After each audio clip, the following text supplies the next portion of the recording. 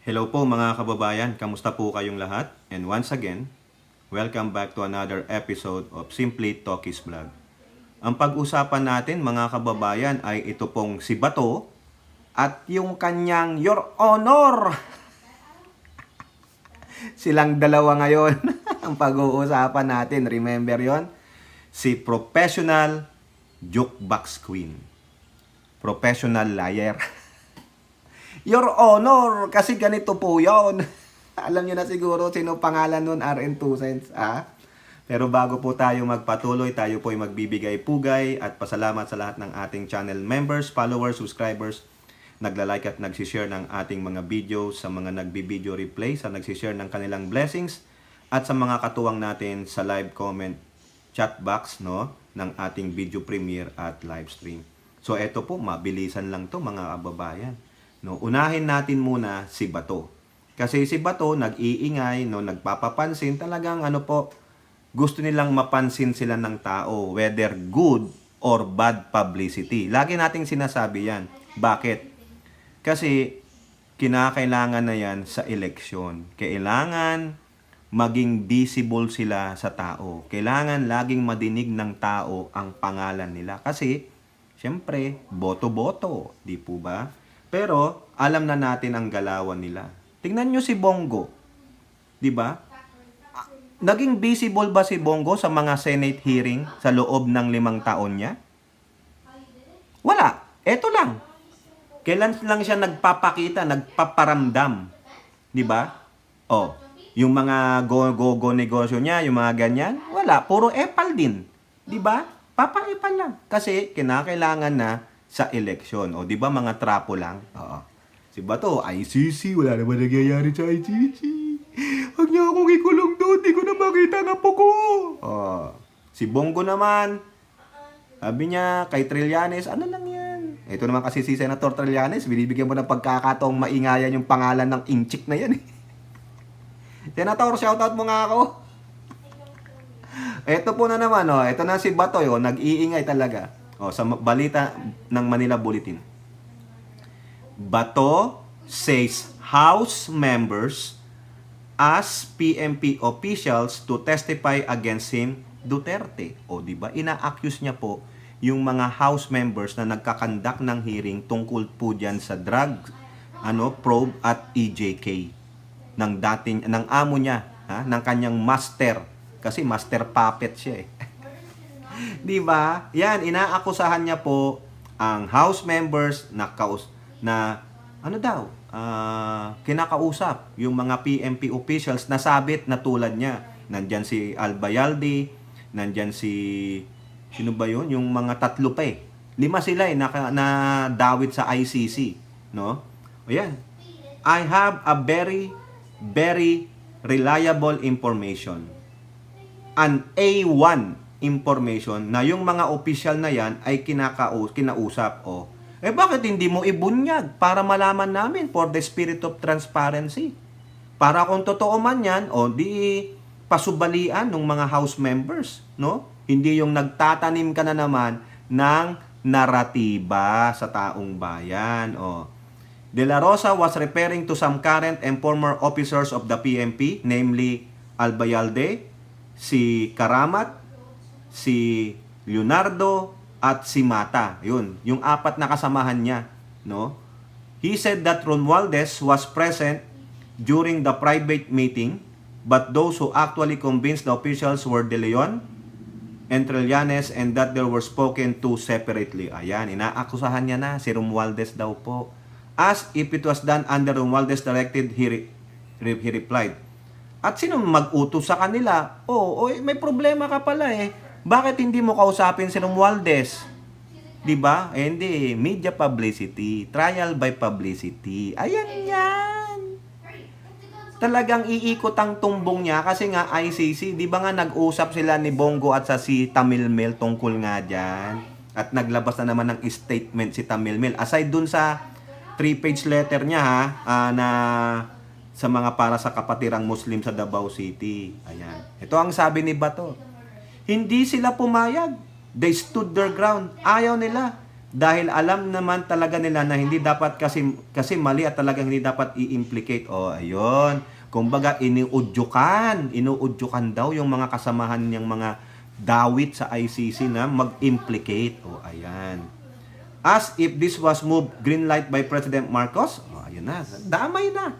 De La Rosa said that it's hard to make a speculation since the actions of those around the president is very contradicting to his actual stand on the ICC. Personally, I'm not concerned because I know na talagang walang jurisdiction ng ICC sa atin dito. Oh, yun naman pala alam mo eh. Eh bakit ka daldal ng daldal? Bakit ka takot na takot? Bakit mo anong tawag doon yung si Trillanes? Pinapatola, di ba? Oh, tapos sabi niya na very contradict daw yung ginagawa ng mga nakapalibot kay presidente. Anong contradicting doon? Yang sabi naman ng Pangulo, hindi kami makikipag-cooperate. Anong sabi ni Guevara?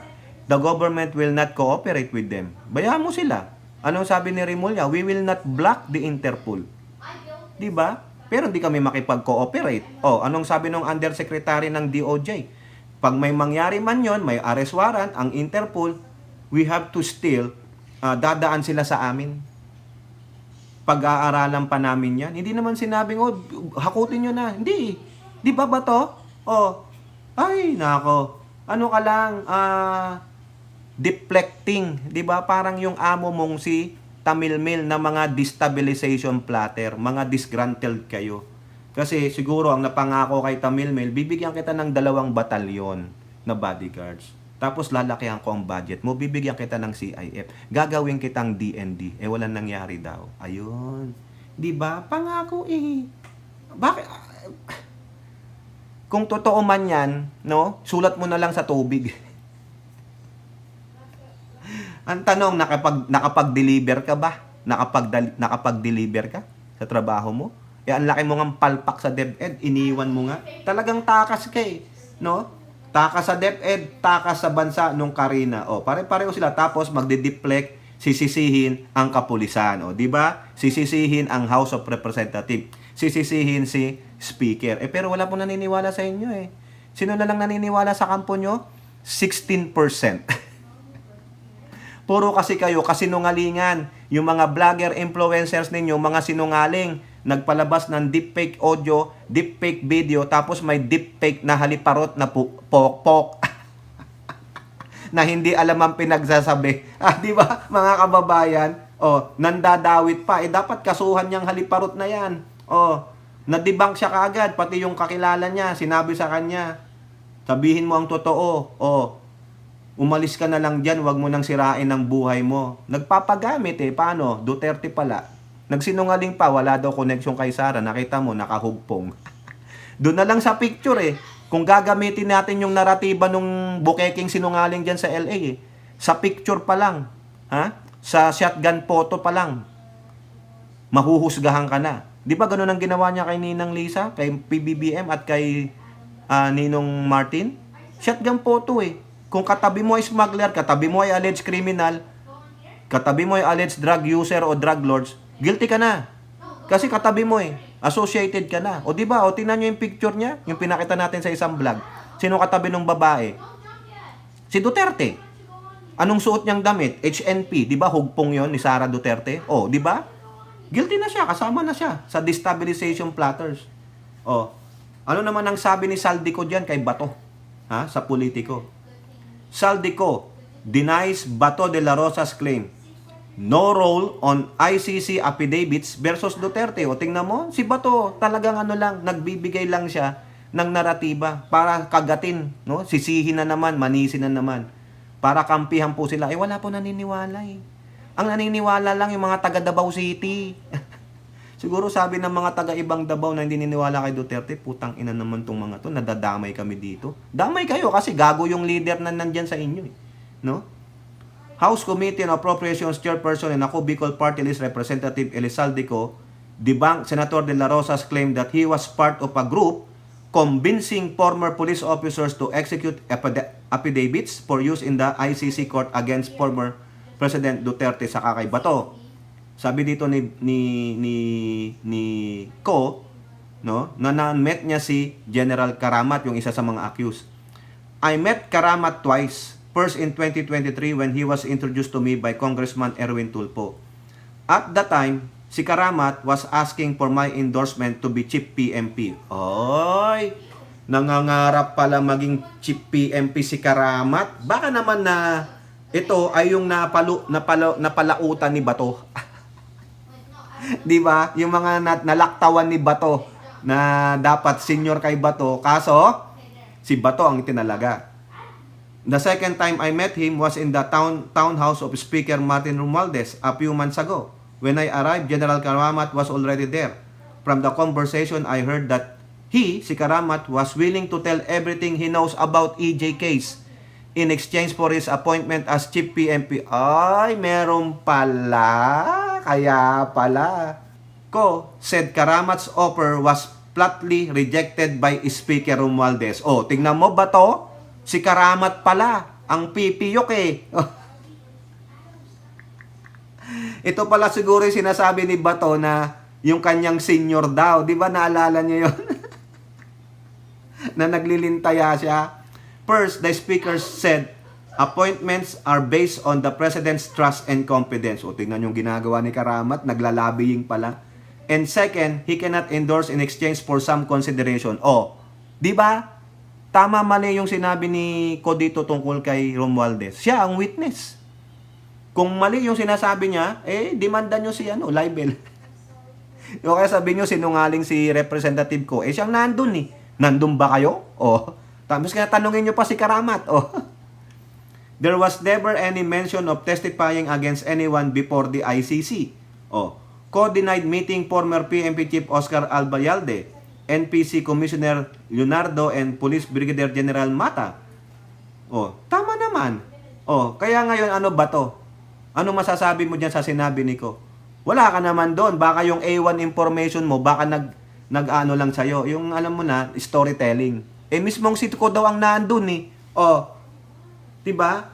Sa palagay nyo, sino nagsasabi ng totoo? Yung pumunta doon sa bahay ni Romualdez? O yung A1 informant niya? Ni Bato. Baka naman mali ang interpretation sa iyo Bato, di ba? Eto na po yung taong hindi masawata ni Bato. Hindi niya man lang sabing I will put you in contempt. Si Jinggoy pang nag-contempt eh. Yung mataas pa ang boses na resource speaker kaysa sa chairman. Your Honor, Your Honor, Your Honor, nakalimutan ko na po sa tagal ko, sa edad kong to, sa tagal na nun. Bakit hindi po ipatawag Your Honor si First Lady? Ngayon ano nangyari? Tingnan nyo ha. Sabi dito sa GMA News Online. Court finds ex-PIDEA agent Jonathan Morales guilty of perjury. Ano po ang ibig sabihin ng perjury? Ayan. Perjury meaning, tanong natin kay Gogol, Elora, ikaw naman. Perjury is the intentional act of swearing a false oath. Nagsinungaling or falsifying an affirmation to tell the truth. Nagsinungaling. Tama, di ba? You are lying under oath. Nag-oath ka pero hindi ka nagsabi ng katotohanan kasi ang sabi sa'yo, do you swear to tell the truth and nothing but the truth so help you God? I do. Tapos bigla ka nagsinungaling. Yari ka, perjury ka. Di ba? Baka sabihin nyo, pidol. Pidol. Tokis. Tokis na pidol naman tayo eh. Ano po ang pinagkaiba niyan sa contempt? Di ba? Di ba? Pag sinabing you're in sight of contempt, anong sabi dito? Similar daw. The offense of being disobedient to or disrespectful on a court of law and its officers. Ayan. Ayan disliking, yan, ganyan. Respect nga no? Na parang di ka rin nagsasabi ng totoo. No? Okay? Pero yung perjury ang malala. You are lying under oath. Yung po yung natagpo ang guilty si Your Honor. Ano ang sabi ng presidente? Jukebox Kung anong, alam mo na, maghulog ka lang ng ano eh, 10, ano eh, ng 25 eh. Kakanta na yan eh. Professional liar. Jonathan Morales, Your Honor.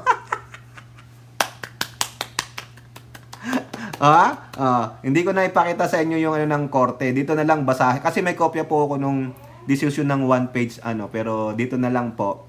Basahin na lang natin dito yung ulat ng GMA News. A Pampanga court has found former PIDEA intelligence agent Jonathan Morales guilty of perjury for giving false testimony in a drug case in 2011. In an 11-page decision promulgated Wednesday, San Fernando Municipal Trial Court Branch 4 found Morales guilty beyond reasonable doubt and sentenced him to 4 months of imprisonment. 4 months of imprisonment. He was also given a fine of 1,000 with subsidiary imprisonment in case of insolvency. Hindi ko po naintindihan yan, no? Hindi man tayo lawyer. Pero pinagbabayad siya ng 1,000 at 4 na buwang pagkakabilanggo. Base po dito, ito daw po kasi yon. Morales was accused of giving false testimony in June 2011 and September 2011 before the San Fernando Regional Trial Court Branch 43 against 2 Chinese who were suspected of drug trafficking. He stated under oath that the said persons were liable for selling, delivering, transporting, or distributing drugs. Ayan. The former PIDEA agent later recanted. Binawi daw po niya yung sinabi niya during his cross-examination, saying that he was forced to testify against the two by his superior director, Lyndon Aspacio. According to Morales, he executed his testimony for fear. Talagang na-threat daw siya, natakot siya nung kanyang superior that he will be fired or prosecuted if he did not follow the alleged orders. In ruling against him, however, the court said it found no evidence to support Morales' claim that he was forced or intimidated. Sinungaling talaga.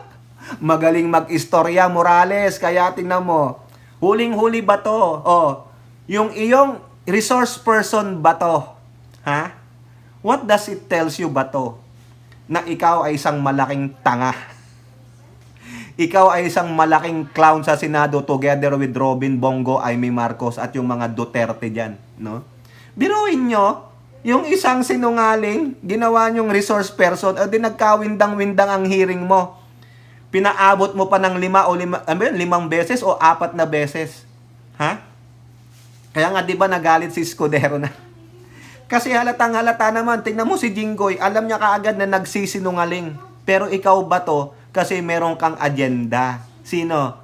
The highest price, ang Pangulong Bongbong Marcos. Pero kahit na anong gawin mo, kinakasangkapang kanihitad, bokya ka. Tingnan mo nga yung deepfake video.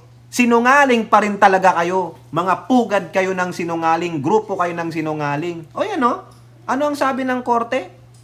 They found no evidence to support Morales' claim that he was forced or intimidated. Diba? Korte na nagsabi niyan na siya ay sinungaling. Perjury nga eh. The superior officer allegedly employing duress, force, intimidation, or threat was not even present when accused subscribed the affidavit before the state prosecutor. Tama. Nung sinabi niya yung kanyang statement, di naman ako pinorse eh. Hindi ako pinoforce eh. Parang ganun eh. Tapos sasabihin niya, pinorse lang siya. Gago. Additionally, the fear of being transferred to dangerous assignments such in Basilan, Sulu, Tawi-Tawi is rather speculative. Kathang isip, di ba? If not discriminatory or unwarranted. Morales was also the one who claimed he had signed the supposed leak PIDEA. Yun na. Di ba? Nakakahiya. Kaya ano yung bato? Ano nga yung bato? Yung resource person mo. Sabi ng korte sa San Fernando, Pampanga, sinungaling. So what does it tell you again, bato? Parte ka ng destabilization plot. Huwag ka nang magsinungaling sa amin. Di ba? Ngayon, pamiting-meeting kayong tatlo, ano pinag-iisipan ninyo? Magkukudita kayo? Try it, dude. Try it. Magkudita ka na. Magkudita kayo para malaman natin kung may sasama sa inyong mga matitinong men and women in uniform, yung mga talagang sumusunod lang, no? Sa sinabi ng saligang batas, no? We elected a majority president. Wala namang ginagawang masama. Wala kayong mapatunayang ebidensya. Ang ginagawa nyo lang is planting a seed of narrative to discredit him, to oust him, para maibalik nyo ang Duterte. Bakit? Kasi baka galit na yung amo ninyong China na malaki nang nagastos sa inyo pero wala kayong nagagawa. Diba? Ulitin natin. Pagdating sa China, wala kayong masabi. Hindi nyo makondina. Yung pagkukondina mo sa mga nun, superficial eh. Diba? Kasi parte lang ng trabaho pero in reality, hindi po eh. Pati si Bongo na yung kinokondina niya yung West action ng China, hindi po. Panglabas lang po yan, superficial. No? O, yung ngayon yung Tamil Mill ninyo, anong gagawin niya? Sinisira niya ng gobyerno, pero nangyari, nilabasan natin siya ng ebidensya. At marami pa, mga kababayan. Marami pa tayong mga ebidensyang ilalabas na yung mga pinagsasabi niya doon na naghihirap at nagugutom ang Pilipino, iisang naratiban nila eh. Sa maisog, naghihirap at nagugutom. Ano pa? Di ba ano pang ilalabas ninyo? Tapos sasabihin niya, gustong hawakan ng Pangulo ang power pang matagalan? Hindi niya ba naisip na yung kampo niyang si Robin ang nagsusulong ng charter change for term extension? Next, ano natin yan? Separate content natin. Di ba mga tanga lang? Huling-huli sila eh. Akala nila walang social media? Akala nila walang magagaling na researchers na magdidibang sa kanila? Kung hindi naman kami ang makadibang, ano ginagawa ng mga kaaway nila? Mostly the Dilawans. Mga pinks. Dibang na dibang sila. May mga gagaling din na vloggers ang mga dilaw at pinks. Oh, ang mga tanga lang na vlogger ay yung mga vlogger nila. Di ba? Sila nga nag-aaway na dahil sa ngalan ng pera. Alam nila mapera ang mga Duterte dahil nga billion eh, di ba? O ano ang sabi ni Rimulya? Ito namang si Rimulya, panay lang ang pa-press ko nito, wala action eh. Rimulya, loud perjury conviction of ex-PDEA agents who link Marcos to drugs. So tingnan mo, may this serve as a reminder to everyone that the court of law has founded by truth and justice where lies and falsehood have no place as it erodes the credibility of our government and dealing with its affairs. O yan. Rimulya said the San Fernando Municipal Court branch has promulgated a decision August 7 that convicted Morales of perjury. Tama po yan. No? Eh ngayon, Rimulya, anong gagawin nyo dun sa nagpakalat ng deepfake video? Anong gagawin nyo kay Roque? Anong gagawin nyo kay Glenn Chong? Saka dun sa mga vloggers, influencers na nagpakalat niyan, na nagsasabing authentic yung video. Ano gagawin ninyo? Hanggang ngayon, wala pa. Magtatatlong linggo na, wala pa. O, puro press con. Oy, Abalos, puro press con. Nakakapagod po kayo. Napakapagod kayong idepensa. Dapat na kayo talagang i-call out ng i-call out. O, kayo po, ano pong masasabi nyo dyan, di ba? Yung resource person nitong mga Duterte minions ni Bato ay sinungaling. Pinatunayan ng korte. Si Bato lang ang hindi nakakita niyan. O, so therefore, yung nanguha dyan kay Morales, sino? Yung luka-luka dito, ano siya? Sinungaling. Professional liar din. Pero pinaniwalaan ni Bato. Ayun, edi ano si Bato? Naniwala sa sinungaling, uto-uto. Papit nga, papit. Papit ni Digong. Ano pa ba? O, kayo po, ano pong yung masasabi? Comment down below and don't forget to like and share. Hope to see you on next videos. Bye-bye. God bless.